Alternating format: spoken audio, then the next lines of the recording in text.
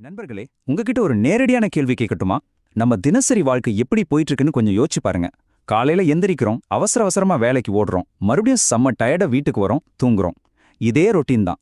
ஆனா வெளியுலகத்துக்கு தெரியாம நம்ம உள்ளுக்குள்ள என்ன நடந்துட்டு இருக்கு? சொல்ல முடியாத கவலை நம்மள கொஞ்சம் கொஞ்சமா அரிச்சிட்டு இருக்கு.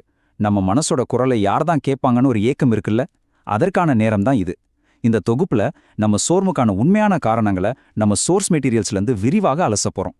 இன்னைக்கு காலையில நீங்க படுக்கையை விட்டு எந்திரிக்கும் போது உங்க மனசு உண்மையிலே முழுமையான அமைதியோடும் சந்தோஷத்தோடும் இருந்துச்சா? பலருக்கும் இதுக்கான பதில் இல்ல அப்படிங்கிறது தான். ஆனா ஒன்னு புரிஞ்சுக்கோங்க, இந்த சோர்வு உங்க தவறே இல்ல.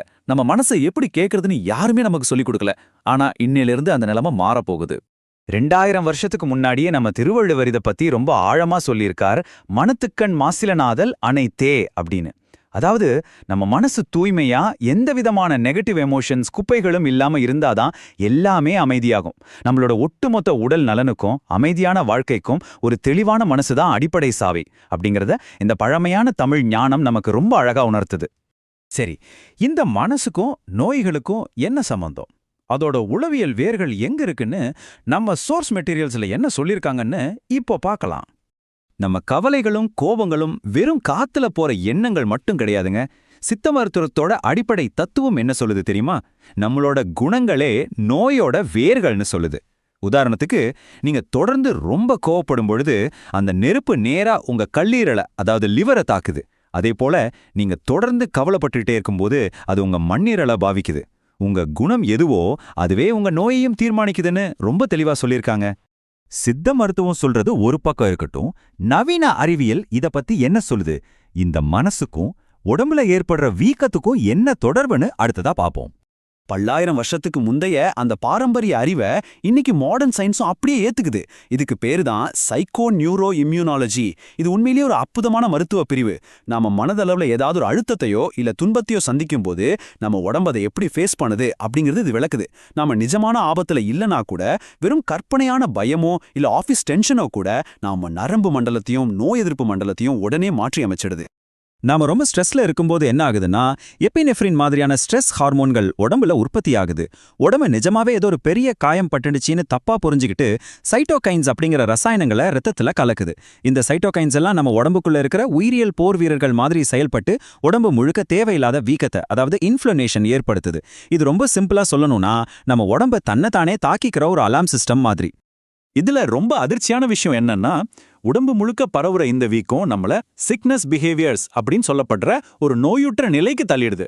இந்த ஸ்டேஜ்ல பாத்தீங்கன்னா உடம்புல செம்ம சோர்வு, அதிகமான வலி, அப்புறம் யார்கிட்டையும் பேச பிடிக்காம தனிமையில இருக்கணும்னு தோணும். விந்தை என்னன்னா, உடம்பு தன்னைத்தானே ரெஸ்ட் எடுக்க கட்டாயப்படுத்துற இந்த நிலைமை அப்படியே கிளினிக்கல் டிப்ரெஷன் அப்படின்னு சொல்ற மருத்துவ ரீதியான மனச்சோர்வோட அறிகுறிகளோட அச்சசலா பொருந்தி போகுது. ஆக மனசும் உடம்பும் தனித்தனி கிடையாது. இத ரெண்டும் எப்படி உன்னோட ஒண்ணு பின்னி பிணைஞ்ச ஒரு இருவழி பாதையா இருக்குன்னு இப்ப புரிஞ்சுக்கலாம். பழைய மெடிக்கல் மாடல்லாம் எப்படி இருந்துச்சுன்னா, மனுஷன் உடம்ப வெறும் ஒரு மிஷின் மாதிரியும் நோயை ஒரு பழுதான பார்ட்ஸ் மாதிரியும் தான் பார்த்துச்சு. ஆனா இப்போ இருக்கிற பயோசைக்கோ சோஷியல் மாடல் முற்றிலும் வித்தியாசமானது. ஒரு நோயாளியோட மன உணர்வுகள், அவரோட சமூக பின்னணி, அப்புறம் உடலியல் மாற்றங்கள், இது மூணையும் ஒன்னா சேர்த்து ட்ரீட்மெண்ட் கொடுத்தா மட்டும்தான் ஒருத்தரை முழுமையா குணப்படுத்த முடியும் அப்படிங்கறத இந்த மாடல் ரொம்ப ஸ்ட்ராங்கா வலியுறுத்துது. இப்போ ஒரு ஷாக்கிங்கான ஸ்டாட்டிஸ்டிக்ஸ் சொல்றேன், கேளுங்க. இந்த 63% அப்படிங்கிற நம்பரை கொஞ்சம் கவனிங்க. உங்களுக்கு தீவிரமான மனச்சோர்வு, அதாவது டிப்ரெஷன் இருந்தா மாரடைப்பு மாதிரியான இருதய நோய்களால நீங்க உயிரிழப்பதற்கான ஆபாயம் 63% அதிகரிக்குதுன்னு மருத்துவ ஆய்வுகள் சொல்லுது.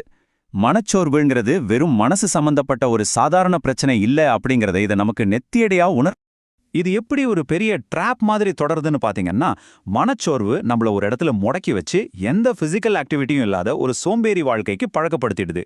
இதனால இரத்த நாளங்கள்ல வீக்கம் ஏற்பட்டு இருதய நோய்கள் உருவாகுது. ஒரு வாட்டி இருதய நோய் வந்துருச்சுன்னா அது மூளைக்கு போற இரத்த ஓட்டத்தை குறைச்சு அதோட பாதுகாப்பையே தகர்த்திடுது. நோயாளிய 2 பக்கமும் லாக் பண்ற ஒரு மோசமான சைக்கிள் இது. சரி, இந்த மாதிரி பிரச்சனைகள் பத்தி பேசிட்டே போகாம இதுல இருந்து எப்படி வெளியே வர்றது? உடலையும் மனசையும் எப்படி ஒருங்கிணைக்கிறதுன்னு நம்ம சோர்சஸ்ல கொடுத்திருக்க தீர்வுகளை பார்ப்போம். இந்த ஆபத்திலிருந்து தப்பிச்சு வர்றது நம்ம கையில தாங்க இருக்கு. மூளையோட உணர்ச்சிகளை சீராக்க தூக்கம் ரொம்ப ரொம்ப அவசியம். இதுக்கு சில ஈஸியான ஸ்டெப்ஸ் இருக்கு. மதியத்துக்கு மேல காஃபி, டீ மாதிரியான பானங்களை தவிர்க்கிறது, தூங்குறதுக்கு முன்னாடி ஆல்கஹாலை தொடாம இருக்கிறது, பெட்ரூமை ரொம்ப அமைதியா வச்சுக்கிறது, டெய்லி ஒரே நேரத்துல தூங்க போற பழக்கத்தை கொண்டு வரது, ரொம்ப முக்கியமா தூக்கத்தை கெடுக்கிற மொபைல் ஸ்கிரீன்களை பெட்ல யூஸ் பண்ணாம இருக்கிறது. இந்த சின்ன சின்ன மாற்றங்கள் உங்க மூளை தன்னைத்தானே ரிப்பேர் பண்ணிக்க ரொம்பவே ஹெல்ப் பண்ணும். மாத்திரைகளை தாண்டி டாக்டர்கள் இத multi component life style interventions அப்படின்னு சொல்றாங்க. அது ஒன்றும் இல்லைங்க, நல்ல ஆரோக்கியமான உணவு, டெய்லி எக்ஸசைஸ், முறையான தூக்கம், அப்புறம் மனசை அமைதியா வச்சுக்க தியானம். இந்த நாளும் சேரும்போது மூளைக்கும் இருதயத்துக்கும் ஒரே நேரத்துல அது ஒரு மிகச்சிறந்த மருந்தா மாறுது. இதுல எந்த காம்ப்ரமைஸும் கிடையாது. இது எல்லாத்தையும் விட ரொம்ப முக்கியமான ஒண்ணு இருக்கு.